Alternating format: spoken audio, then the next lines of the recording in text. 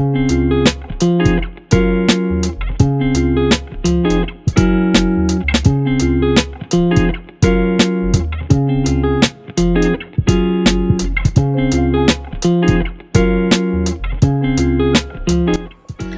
kami dari kelompok 26 dengan semua rekan yang ada akan memaparkan materi yang telah kami pilih. Untuk materi pertama adalah kesetaraan gender. Kesetaraan gender adalah kondisi di mana semua individu tanpa memandang jenis kelamin mereka memiliki hak, kesempatan, dan perlakuan yang setara di semua aspek kehidupan, termasuk dalam pendidikan, pekerjaan, hukum, politik, dan semua kehidupan sosial.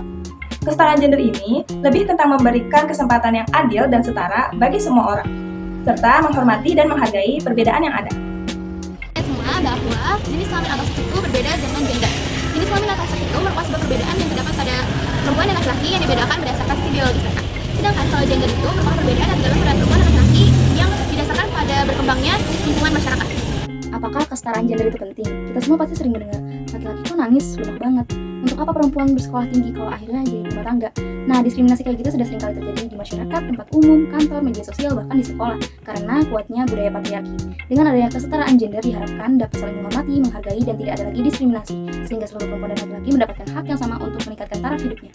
Langkah-langkah yang dapat diambil untuk membangun kesetaraan gender di lingkungan kampus yang pertama, memiliki kebijakan yang tegas terkait kesetaraan gender yang mencakup larangan pelecehan seksual, diskriminasi gender, dan ketidakadilan terhadap jenis kelamin. Terus yang kedua itu memberikan program pendidikan tentang isu gender. Yang ketiga itu memberi pelatihan untuk memperkuat suara wanita di lingkungan kampus. Yang keempat itu mendukung penelitian tentang isu-isu gender. Yang kelima, membangun kemitraan dengan organisasi yang memiliki kepentingan yang sama, yaitu kesetaraan gender. Tujuan nomor 5 dari 17 tujuan SDGs yaitu kesetaraan gender atau gender equality. Sebagaimana dilansir dari Kementerian Bappenas, memiliki 5 target, yaitu yang pertama, mengakhiri segala bentuk diskriminasi terhadap kaum perempuan dimanapun. Yang kedua, menghapuskan segala bentuk kekerasan terhadap kaum perempuan di ruang publik dan pribadi. Yang ketiga, menghapuskan semua pihak berbahaya seperti perkawinan usia anak, perkawinan dini dan paksa, serta untuk sunat perempuan. Yang keempat, melakukan reformasi untuk memberi hak yang sama kepada perempuan terhadap sumber daya ekonomi serta akses terhadap kepemilikan dan kontrol atas tanah dan bentuk kepemilikan lainnya. Yang kelima, menjamin partisipasi penuh dan efektif dan kesempatan yang sama bagi perempuan untuk memimpin di semua tingkat pengambilan keputusan dalam kehidupan sehari-hari. Pendidikan berkualitas adalah sistem pendidikan yang mengenalkan kepada para siswa dan menumbuh kembangkan semangat kebersamaan untuk mempelajari dan menguasai akademis, mengetahui nilai-nilai ajaran agama, serta memiliki kepekaan dalam kehidupan bermasyarakat berbasis informasi dan teknologi di abad ke-21. Mana pendidikan yang berkualitas harus ditingkatkan? Pendidikan yang berkualitas biasanya juga dilihat dari kualitas tenaga pendidiknya. Sangat diutamakan bagi negara-negara yang kurang berkembang untuk selalu memperhatikan pasukan guru-guru mereka yang berkualitas dengan cara menjalin kerjasama internasional dalam pelatihan guru di negara berkembang agar mereka dapat membimbing dan mengajar anak didiknya dengan baik dan benar.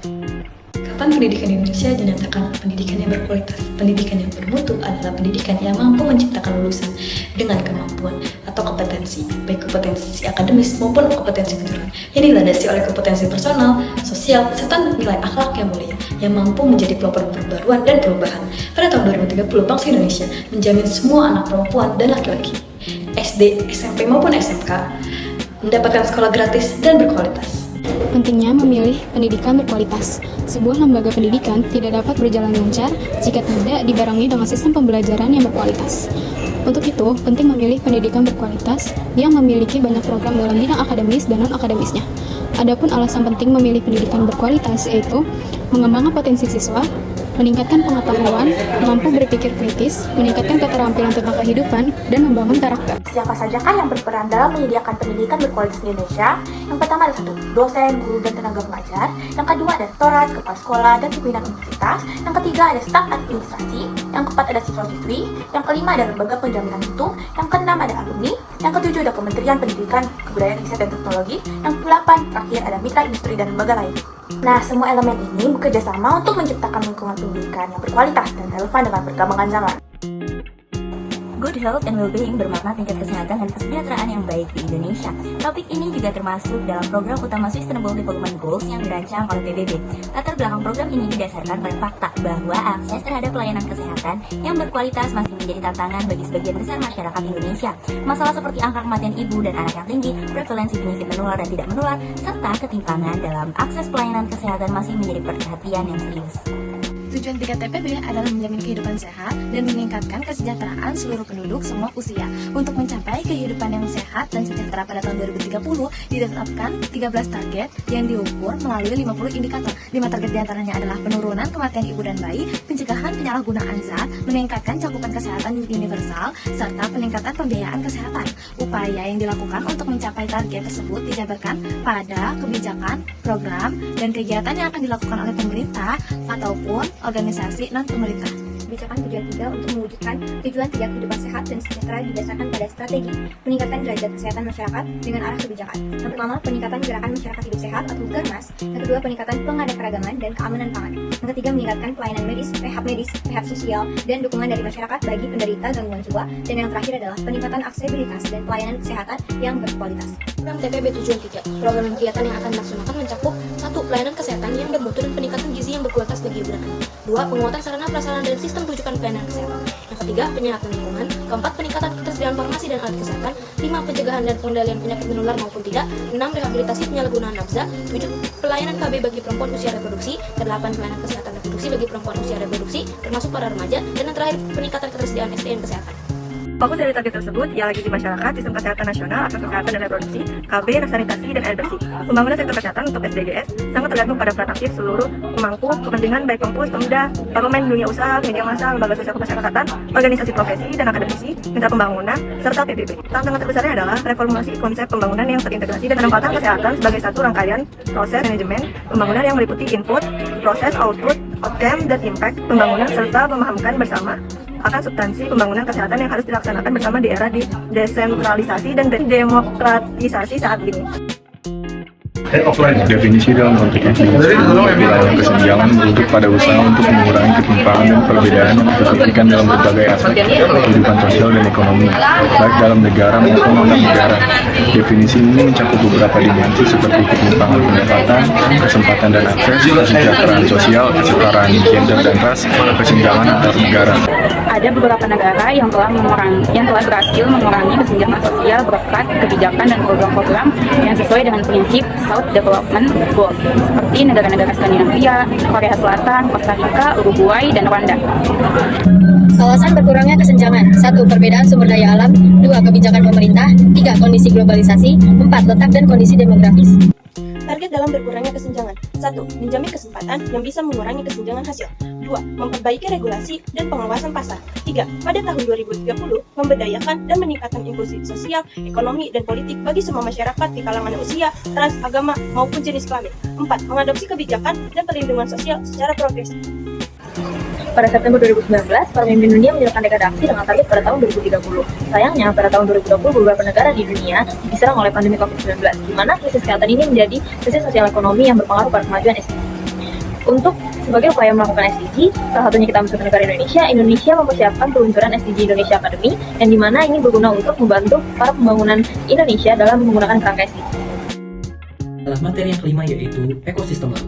Tujuan 14 TPB adalah melestarikan dan memanfaatkan secara berkelanjutan sumber daya kelautan dan samudra untuk pembangunan berkelanjutan dalam rangka mencapai tujuan nasional ekosistem lautan pada tahun 2030. Ditetapkan 10 target yang diukur melalui 15 indikator. Target-target tersebut terdiri dari tata ruang laut dan pengelolaan wilayah laut berkelanjutan, penangkapan ikan dalam batasan biologis yang aman atau MSY, dan pemberantasan IUU fishing, peningkatan kawasan konservasi perairan, dan pemanfaatan berkelanjutan, serta dukungan dan pelindungan nelayan kecil. Ekosistem laut adalah salah satu ekosistem terbesar di dunia.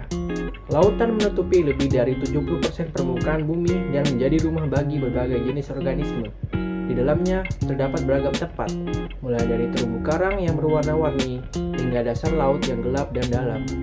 Setiap tempat ini memiliki kondisi lingkungan yang unik, seperti suhu, salinitas, dan tekanan yang mempengaruhi kehidupan yang ada di sana.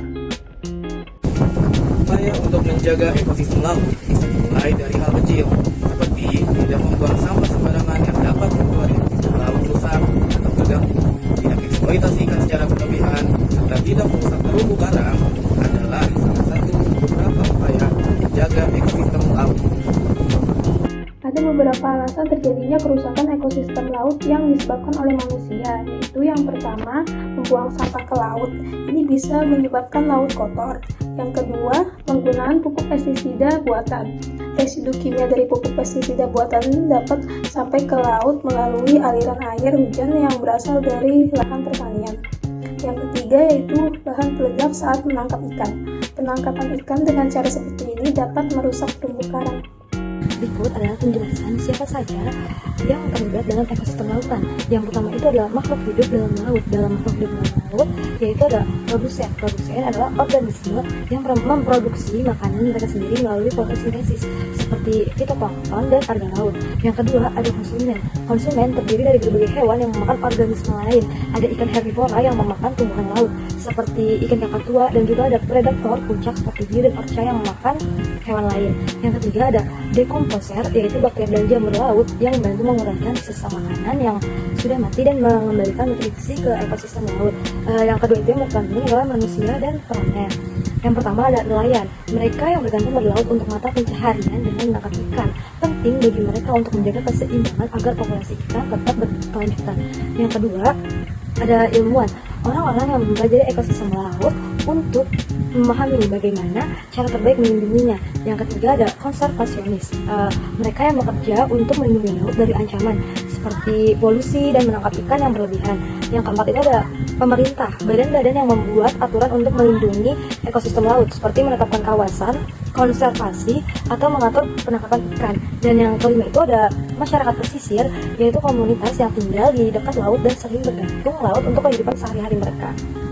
Yang ketiga itu dalam peran penting menjaga keseimbangan laut ada organisasi yang melindungi laut. Ada organisasi non pemerintah NGO seperti WWF dan Greenpeace yang aktif dalam berbagai upaya pelestarian laut di seluruh dunia. Yang kedua ada lembaga internasional seperti United Nations Environment Program atau UNEP yang bekerja sama dengan negara-negara untuk melindungi ekosistem laut. Sekian dari kelompok kami. Kurang lebihnya mohon maaf. Wassalamualaikum warahmatullahi wabarakatuh.